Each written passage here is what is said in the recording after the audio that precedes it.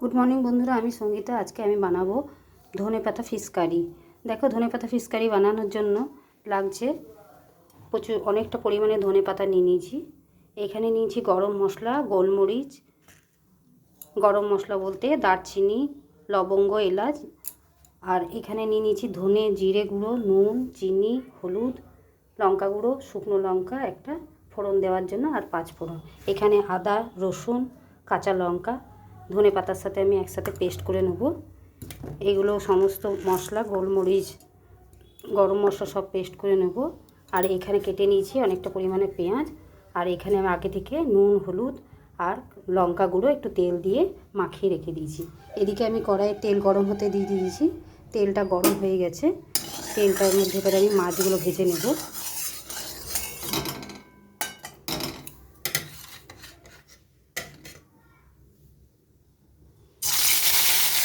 প্রত্যেকটা মাছ আমি এইভাবে দিয়ে উল্টে পাল্টে ভেজে নিয়ে তারপর তোমাদেরকে আবার দেখাবো।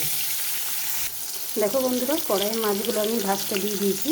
আর এদিকে মশলাটা নিয়ে নিয়েছি। আর টমেটোটা বলা হয়নি, তাই তোমাদের আমি আরেকবার বলে দিচ্ছি।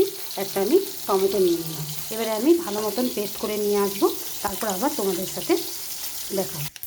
দেখো বন্ধুরা, মাছগুলো সমস্ত ভেজে তুলে নিয়েছি। এবারে আমি এখানে 5 ফোড়ন আর শুকনো লঙ্কার ফোড়ন দিয়ে দিলাম।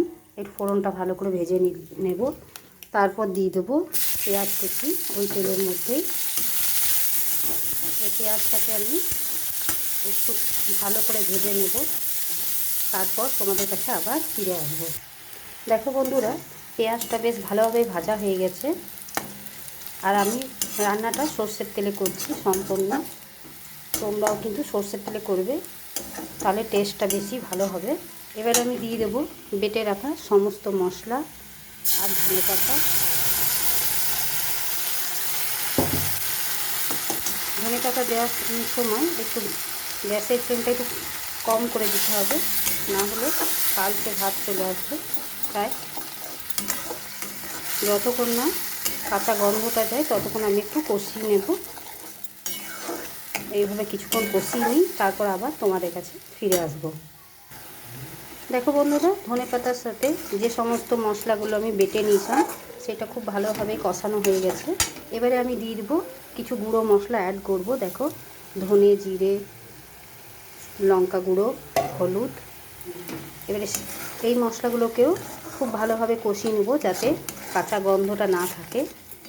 আর বাড়িতে অতি অবশ্যই এই রেসিপিটা বানিয়ে খেয়ে দেখবে, আশা করি দুর্দান্ত লাগবে খেতে।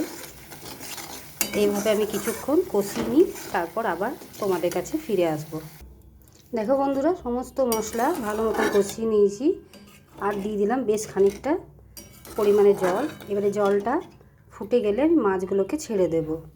ততক্ষণ আমি অপেক্ষা করি জলটা ফোটা অবধি, তারপর মাছগুলো ছেড়ে দেবো, তারপর তোমাদেরকে আবার দেখাবো।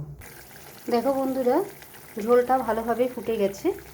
এবারে আমি দিয়ে দেবো মাছগুলো যে ভেজে রেখেছি সেই মাছগুলো আমি দিয়ে দেবো।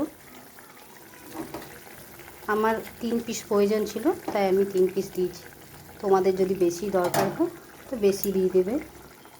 আমার যতটুকু প্রয়োজন আমি ততটুকু বানালাম। এবারে গ্রেভিটা একটু ফুটে যাবে, একটু ঝোলঝোলই থাকবে এই রেসিপিটা। এবার নামাবার আগে সামান্য পরিমাণে গরম মশলা দিয়ে দেবো।